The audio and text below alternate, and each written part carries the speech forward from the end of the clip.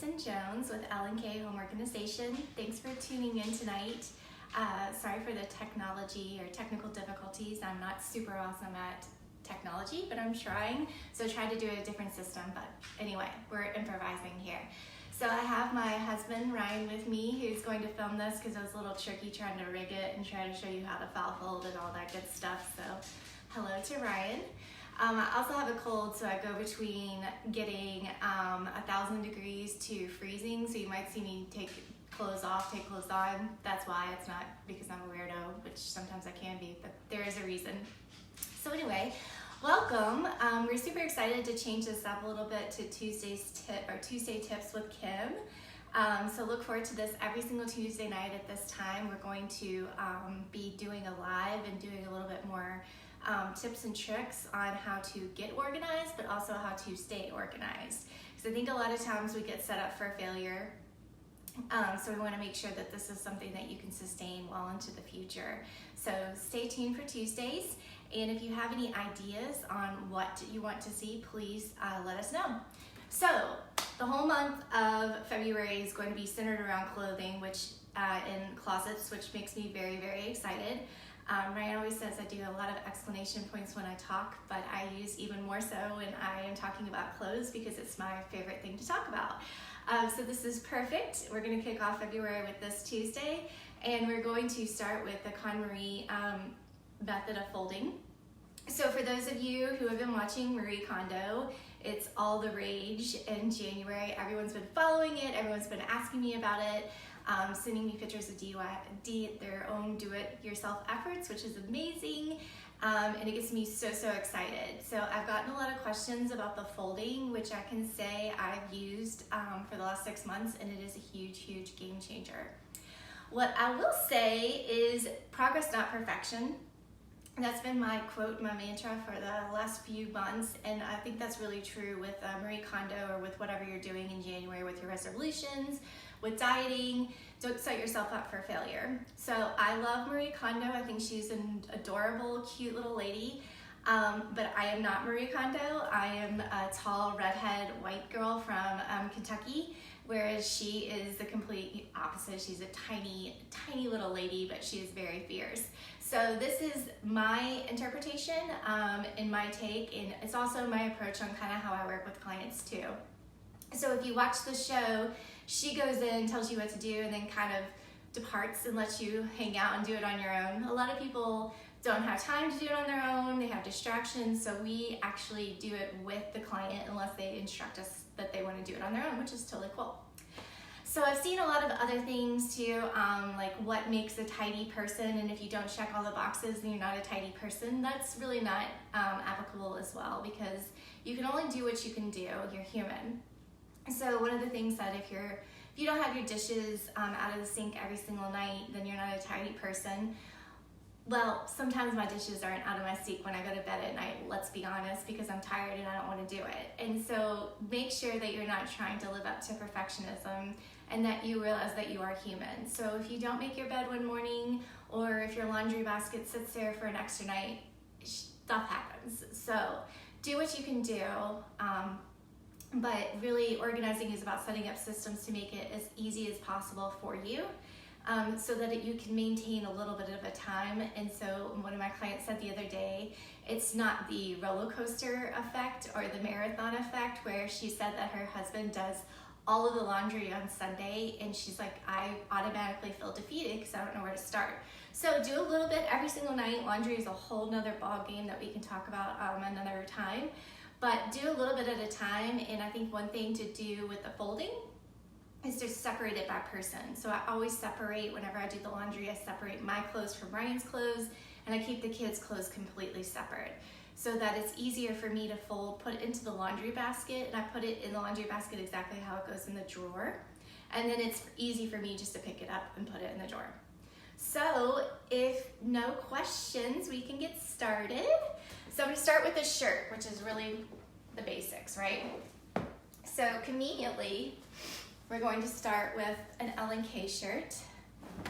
So we're going to lay it out and make sure that wherever you're doing your laundry, it's a flat surface and hopefully that it's clean and kid and dog free hair or dog hair free zone.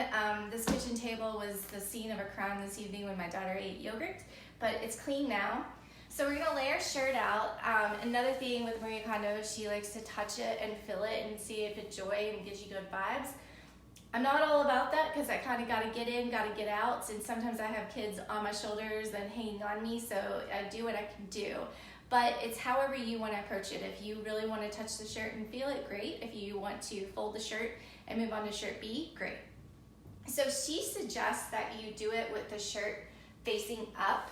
I like to do it with the shirt facing down because you can see what's on the shirt. So it's easier for me to tell when it's in the drawer with the shirt facing down. So we'll do it her method.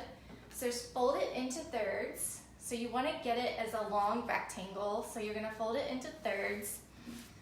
And she also says use one hand to soften. So we're going to fold the shirt or the sleeves over like this. Then we'll pull the other third over. And you want to make sure that this is as rectangle as possible. And then lay that over. And you can see I have some dog hair. And then you want to fold the collar side down first. So it's almost a half, not quite. You're gonna stop right here, and then a half, and another half. And the goal here is that it's gonna stand up, watch it not do it. It's gonna stand up on its own. So it's gonna stand up on its own, so this is gonna save you space in your drawer. So let's just use this as our drawer, which these are amazing tools here if you are short on drawer space. These are from the Container Store and you can buy them in bulk, and I love these. So I'm going to start posting all of the organizational tools that I love on our website, so stay tuned for that. So once you have your shirt folded, you can see how nice and crisp and compact it is, and you just tuck it in like this with all of your other shirts. So if you got that and you want to move on, let's move on to something a little bit not as boxy, so it might have a little bit more curves to it. So women's workout shirts are always kind of a challenge for me because they flare out at the bottom and they're a little bit awkward. So let's give these a whirl.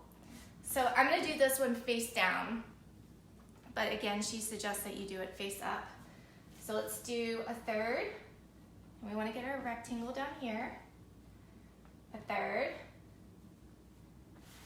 and then we're going to take these sides with the sleeves, so the sleeveless shirts, you're going to move that in first, almost into a half, and then a fold, and another fold, and there you go. So it's ready to be put back in. Now let's move on to another thing that is kind of a source of slippery. This socks and their matches are almost as annoying as plastic containers and their lids, which I have a solution for that too. But let's talk about the socks. So I'm not endorsing Missouri Tigers here. These are Ryan socks, and my sister-in-law buys him all this great stuff. But these are great examples so you can see all the colors and they're long. I personally just toss my socks, but she does have a very good point about, trying to keep them where it's not stretched out so that you can keep them longer and you're not constantly buying new socks. Because if you can spend your money on anything other than buying new socks at Target, then by all means, let's do that. So let's lay our socks out flat, and we're going to fold, and then fold again. And it's going to be same story, which it isn't tight, but it'll stand up on its own too. So this file folding method of folding is actually very, very awesome. It'll save you a ton of space.